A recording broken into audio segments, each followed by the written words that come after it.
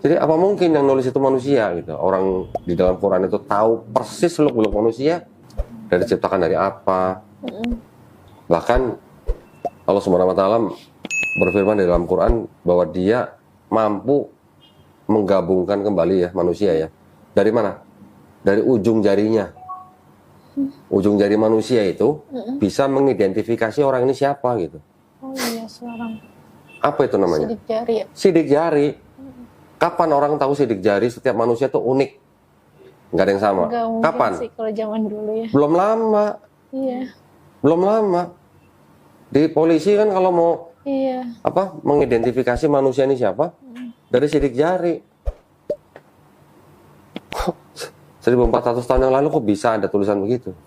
Teknologi aja belum ada ya. Apa Nabi Muhammad SAW waktu itu udah tahu bahwa sidik jari manusia tuh beda-beda setiap manusia gitu? Iya. Nggak mungkin. Keren. Dia langsung lihat sidik jari. Iya ya.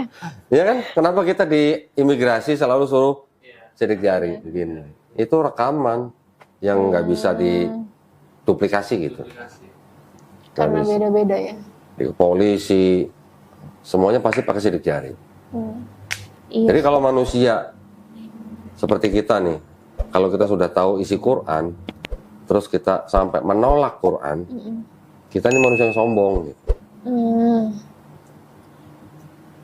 Bener. Nah, sesombong-sombongnya manusia, mau jadi apa sih? Mau sampai kapan sih? Gitu. Iya. Sedangkan umur manusia itu berapa paling lama? Paling banter 60 tahun, 70 tahun. Sebentar kan? Nah, selama umur yang pendek ini, suruh ngapain tuh manusia? Suruh beribadah. Tujuan manusia dan jin diciptakan ya hanya untuk beribadah kepada Allah Subhanahu wa taala. Ibadah itu apa? Sholat doang? Enggak. Ibadah di dalam Islam itu pengertiannya bisa luas. Bisa sholat, itu ibadah. Bekerja untuk mencari nafkah, itu juga ibadah. Menafkahi keluarga, beribadah. Membantu orang susah, beribadah. Merawat orang sakit, juga beribadah. Kemudian kasih aturan-aturan, gitu. Pakai jilbab ya, yang perempuan, gitu.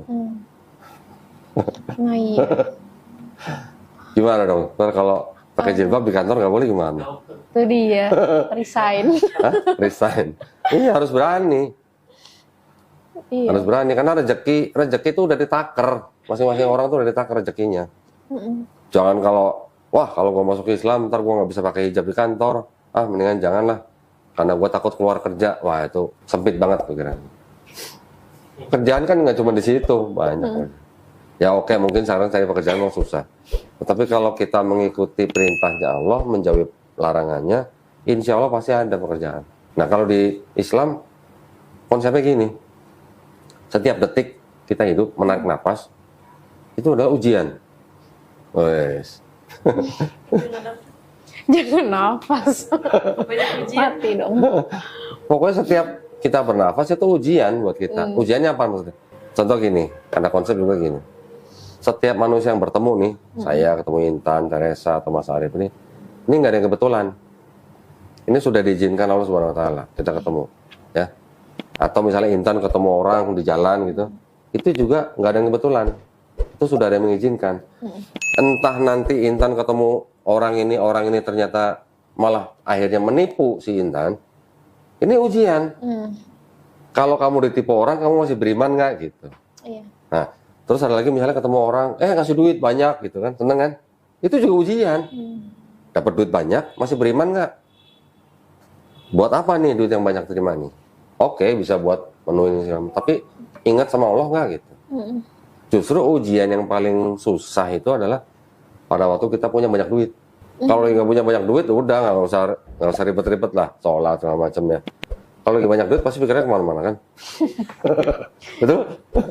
Pengen beli ini. Oh iya. Justru ujian paling susah itu pada waktu kita punya banyak duit. Kayaknya ada yang kesinggung kayaknya. Merasa dia. Ada yang merasa kayaknya.